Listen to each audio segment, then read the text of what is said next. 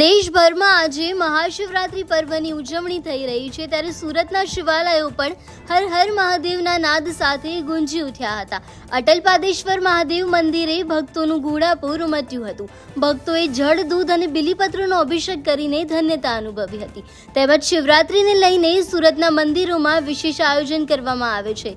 ઉલ્લેખનીય એ છે કે મહાશિવરાત્રીને લઈને 4 પ્રહારની પૂજાનું વિશેષ મહત્વ હોય છે, જેને લઈને ભક્તો આ પૂજાનો લાભ લેવા માટે પહોંચી જાય છે અને શિવજીની પૂજા અર્ચના કરીને ધન્યતા અનુભવે છે, જેને લઈને મંદિરોમાં હર હર મહાદેવનો નાદ ગુંજી ઉઠ્યો હતો. પર્વ અટલ આશ્રમ સુરત આપ સર્વ ભાવિક ભક્તોનું હાર્દિક સ્વાગત કરું છું.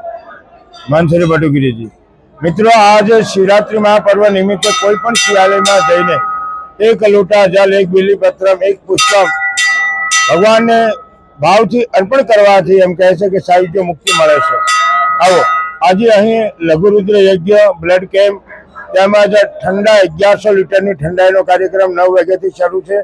સાંજે ભોજન પ્રસાદની વ્યવસ્થા રાખવામાં આવેલી છે અને દીકરીઓ દ્વારા ભારત નાટ્યકદ્વાની દીકરીઓ શિવ તાંડવનો કાર્યક્રમ, સાંજે બ્લડ કેમ્પનું આયોજન છે. આવો સાથે મળીને આપણે શિવને મનાવીએ. કહે છે કે 1 બીલીપત્રમ, 1 પુષ્પમ, 1 લોટા જલ કી ધાર, વો દયાળુ રીત કે દેતે ચંદ્રમૌલી ભલે ચાર. ધર્મ, અર્થ, કામ અને મોક્ષ મળે એવું આ મહાપર્વ છે. આપણે સાથે મળીને શિવની આરાધના કરીએ.